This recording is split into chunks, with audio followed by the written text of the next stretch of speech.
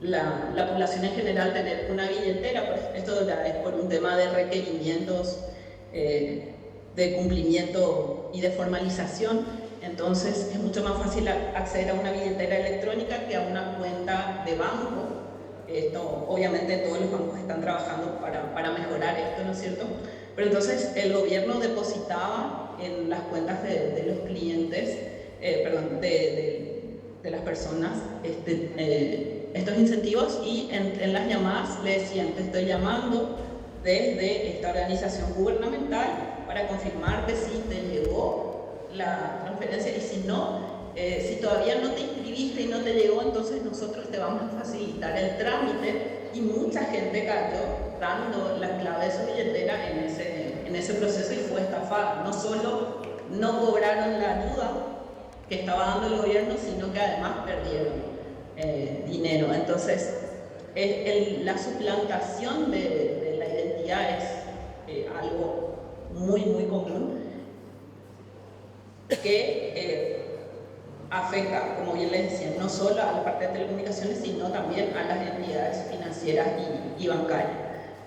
Un tema relevante, yo creo que hoy lo repetimos muchísimas veces, es que ningún banco, ni entidad, ni organización va a solicitar actualización de datos o claves a través de ningún medio. Básicamente, las empresas, organizaciones te piden tus datos cuando sos vos el que como cliente está iniciando la conversación. Es muy difícil, no digo que no suceda, porque las diferentes empresas tienen diferentes formas de hacer sus campañas de comunicación, campañas comerciales, en las que pudieran iniciar un contacto para ofrecerte cierto tipo de servicios, pero no te van a pedir información sensible o información confidencial como tu clave para mejorarte, no sé, algún plan de telefonía o algún servicio que te esté otorgando. Jamás te solicitaría tu contraseña. Entonces, en Paraguay en general es una preocupación muy grande y se está trabajando de manera impulsando desde el Estado la concienciación de la gente, de la población en general, a través de diferentes medios de comunicación. O sea, ahí se han lanzado campañas de televisión, a través de los medios escritos, redes sociales, para poder concienciar a los clientes, pero nunca ningún esfuerzo es suficiente, ¿sí? Después también han mencionado ya en detalle lo que es el ransomware. Si bien la mayor parte de los delitos que suceden en el ámbito bancario y en las telecomunicaciones viene directamente relacionado con fraude, existen casos en menor proporción de casos de extorsión cometidos a través de ransomware. Grandes e importantes bancos del país han sufrido. Lo bueno es que se han podido reponer de estos eventos. Hace no mucho también otra empresa de telecomunicaciones fue víctima de un ataque de ransomware. Y la pregunta en ese momento si bien es importante cómo me recupero, y lo que hablaban previamente de técnicamente, dónde están mis backups y todo eso, la pregunta es ¿a dónde va a parar la información? Porque normalmente antes de encriptar, todo lo que hacen los atacantes es extraer esta información. Entonces el delito como tal es el acceso indebido a datos. Ahora, ¿qué pasa con este tipo de delitos? Normalmente son cometidos desde el exterior. Por lo menos en Paraguay, y con base a las informaciones compartidas por la unidad de delitos informáticos, todos los casos que fueron denunciados fueron cometidos por organizaciones internacionales.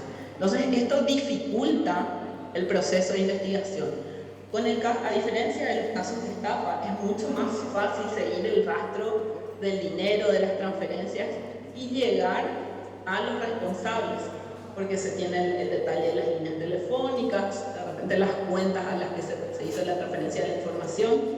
Y ahí algo que quería mencionar es, porque ustedes se preguntarán, ok, si hay un robo donde se hace una transferencia, ¿cómo es que no se puede seguir el rastro del dinero? Lo que pasa es que para hacer este tipo de fraude o delito, lo que hacen es comprometer cuentas de distintas organizaciones. Entonces, hoy yo tengo una cuenta en el banco X y alguien se hace con mi contraseña y hace una transferencia. También estaba el modelo de, en vez de hacer una transferencia a otra cuenta de otro banco, hacían transferencias a billeteras electrónicas. Ahí había un poco más de complejidad en rastrear ese proceso, porque es muy fácil acceder a una billetera o tener un chip, ¿no es cierto?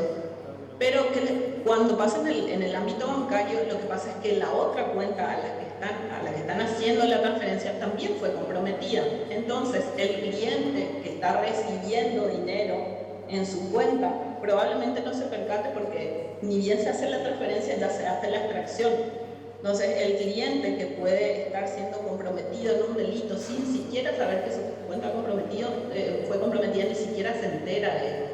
Entonces, han habido casos donde en varias entidades habían cuentas comprometidas. Entonces, se robaba la información de una y se enviaba a diferentes cuentas que ya habían sido comprometidas, haciendo la extracción inmediata del dinero. Entonces, en este caso es muy difícil seguir la investigación. O sea, siempre el equipo técnico en este sentido es el que apoya las investigaciones de cuando se hacen las denuncias que van a la unidad de delitos informáticos y vienen los requerimientos. Hay todo un peritaje. Bueno, acá muchos de los que están en la sesión de hoy conocen el proceso. Entonces, desde el lado técnico se busca apoyar para poder seguir ese proceso. Pero una vez que el dinero ha salido o de la billetera electrónica o de la cuenta bancaria, es muy difícil dar con el responsable si justo se trataba de una cuenta comprometida de la cual el dueño ni siquiera tenía noción de que había sido comprometida. Ingeniera Cuba, solo para avisarle que le quedan los últimos 3 minutitos como para poder hacer su redondeo. Genial, estamos terminando. Muchas recomendaciones, tengo solo las recomendaciones, o sea, para no ser víctimas de este tipo de ataques. Lo mencionaron solo para volver a recordar, lo han mencionado previamente los colegas. Es muy importante cuidar la información desde el punto de vista de usuarios y clientes.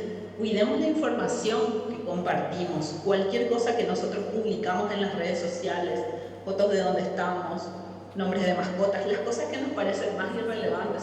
Si bien nos encanta ser sociales y compartir información, todo lo que exponemos puede ser utilizado para poder extraer información nuestra y poder hacernos víctimas de estas estafas. Esto ya creo que lo repetimos todos. Ninguna entidad bancaria, comercial o gubernamental va a solicitarnos información de datos personales por vías que no son oficiales, como un centro de atención al cliente o en las mismas oficinas.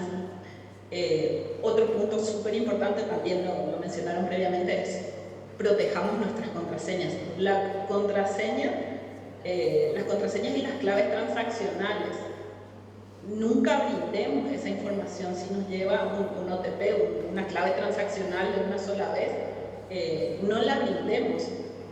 Otro punto muy importante es si alguien nos está llamando con urgencia, porque está el caso de donde te llaman y te dicen, en Paraguay es muy común que te digan que un hijo familiar tuvo un percance, tuvo un accidente, está detenido y piden dinero de manera urgente. Siempre traten de validarlo por otras vías, o si reciben un correo electrónico donde te piden de manera urgente ejecutar una acción, siempre validarlo. Si estás recibiendo una comunicación de tu jefe que te pide que hagas una transferencia, he visto ese tipo de casos de jefes de áreas administrativas específicamente donde piden pagos a proveedores, por ejemplo, validarlo por una llamada telefónica, un mensaje, que no sea respondiendo del mismo correo electrónico, ¿sí? Después ya lo mencionaron también, navegar a través de sitios seguros. Y desde las organizaciones también dieron muy buenas recomendaciones. Raúl mencionaba, hacía referencia a muchos puntos, los resumí lo más que pude en estos 4. Implementar estándares de seguridad. Para empresas como bancos y empresas de telecomunicaciones, diría que es un poco más fácil por la espalda y los recursos que pueden tener muchas veces para empresas pequeñas y medianas. No es tan fácil implementar todo lo que requiere estándares de seguridad, pero seguir unos lineamientos básicos ayuda muchísimo a mejorar como organización y a darle seguridad a los clientes. Después otro punto es desarrollar aplicaciones seguras pensando en el cliente. Muchas veces se piensa en la experiencia del cliente, en el uso de las aplicaciones, pero no en la seguridad que le estamos brindando. Dar la posibilidad de tener varios factores de autenticación es clave. Y asociado al siguiente punto, brindar métodos de protección para que los clientes se sientan seguros utilizando nuestros servicios.